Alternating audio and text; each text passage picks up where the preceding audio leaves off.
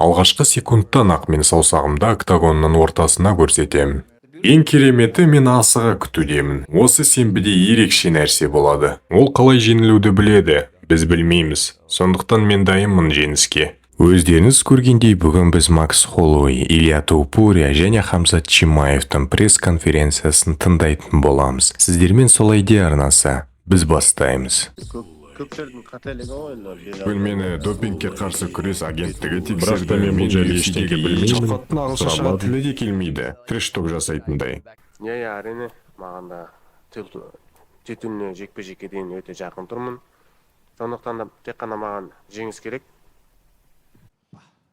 Бәріне сәлем. Илья, сен Макс Холлоуэйдің миына кірдім деп ойлайсың ба осы раскрутканың ішінде? Шыны керек, бұл жайлы ойланып көрмеппін. Бұл маңызды емес. Маңыздысы осы сенбіде оның жағын шығарамын. Бұны нақты білемін. Осыдан бұрын сен саусақты жерге көрсетіп, октагонның ортасында рубица етейік дегенді айттың. Макс Холлоуэй, бұдан бұрын сен бұған лайық емессің, және сен жай ғана Конор Макгрегордың копиясы деп айтты. Мен мақсат Холлоубектен сұраған жоқпын, мен лайықпын ба, жоқпын ба деп. Алғашқы секундтан ақ мен саусағымды октагонның ортасына көрсетемін. Егер де ол келісіп ортаға шықса, онда базар жоқ.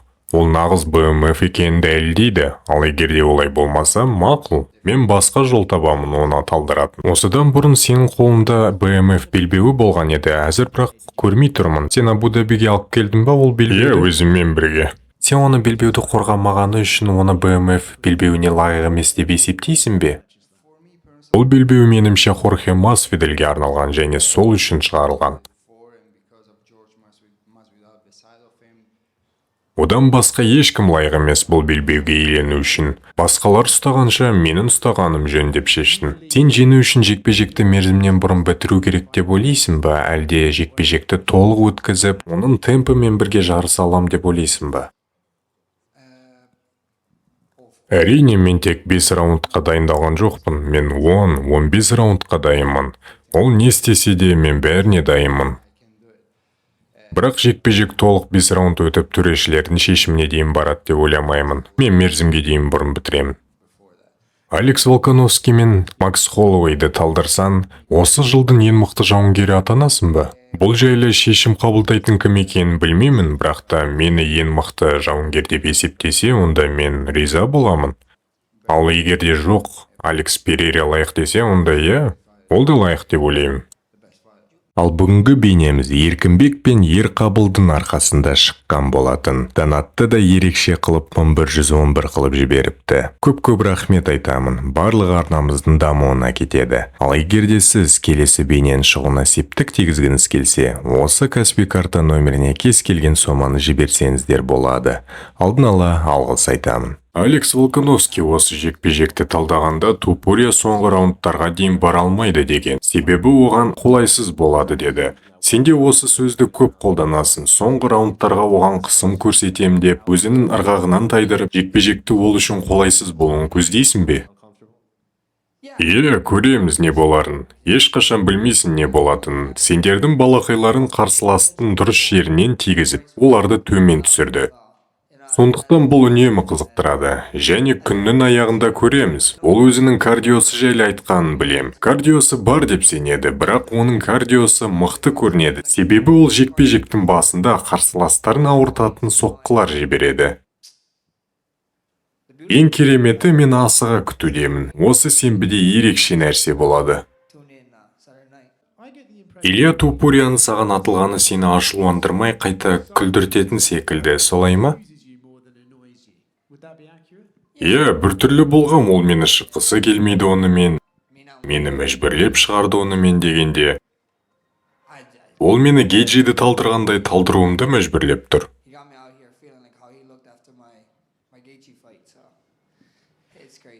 Таупурия өзін сенімді ұстайды. Онымен қоса ол жеңіл салмаққа көтеріліп, Ислам Махачевпен белбеу үшін күресем, жартылай орта салмаққа да барамын деді. Осы айтқанына сенесің бе, немесе бұл жай ғана трэш-ток па? Білмеймін, шыны керек. Бұл сұраққа қалай жауап берсем?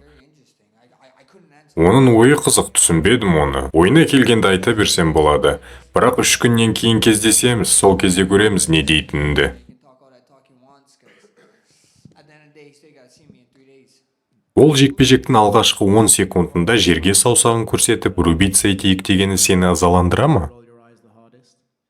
Yeah, Себебі бұның мағынасы жоқ.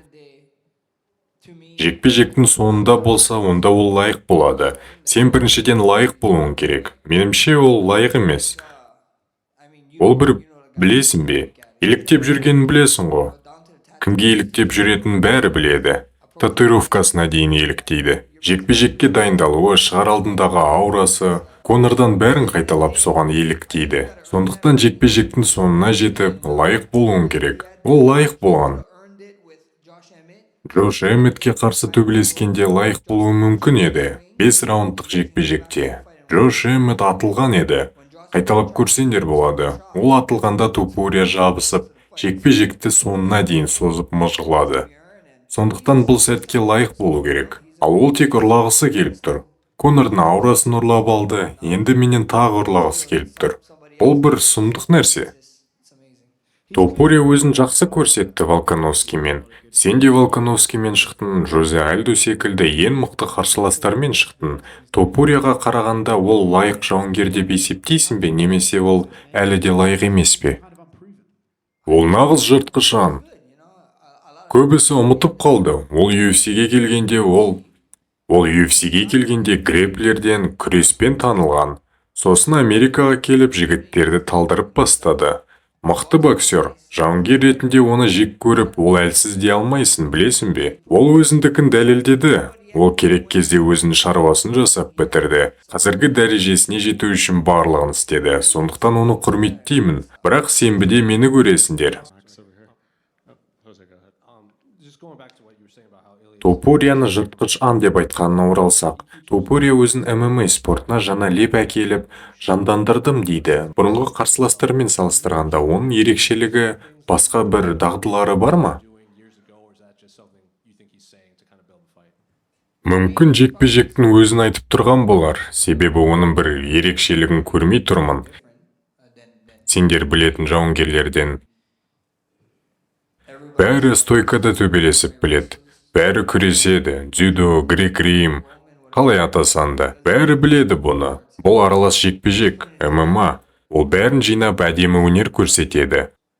Оның келіп бір жаңа нәрсе әкелдім дегенін түсінбедім. Мен одан 1-2 жас үлкенмін, бірақ осы жерде отырмын.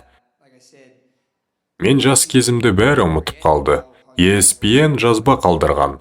Мен Топурияның жасында барлық белбеуді жеңіп қорғап тастағанмын. Сондықтан бұл бос әңгіме. that's just how that goes. 2-3 күн бұрын Уитекер сенің Абу-Дабидегі адамдарының алдында сені сындырғысы келетінін айтқан. Бұған қалай жауап бересің? Жай ғана салам алейкум дейм. Хамзат, сені көрмегелі көп болды. Бұндай карттарға шықпадың баяғыдан. Ол қаншалықты қиын болды. Жекпе-жектерге өзін қалағанша шыға алмаған.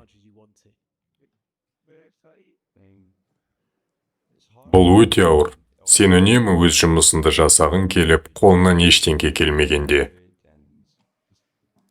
Және ақша алмай жүрген қиын. Бірақ Құдайға шүкір, мен осындамын, дайынмын. Жеңіске жетіп, өзімнің ақшамды аламын. Сосын үйге қайтып бақытты болам. Солай. Әлбетте, сенде денсаулықпен мәселе болып, жекпе-жекке шыға алмадың. Білмеймін, нақты не болғанын айтқың келе ме жоқ па, бірақ енді ол ауру сені мазаламай, мансабыңды уайымсыз жалғастыра аламын деп айта аласың ба? Әрине, өмірімде не болса да мен үнемі жеңімпаз болып шығамын. Сондықтан не нәрсемен күрессем де жеңіп шығамын соңында. Құдайға алғыс айтамын. Бірақ енді осындамын, өзімнің мықты деңгейімді көрсетемін.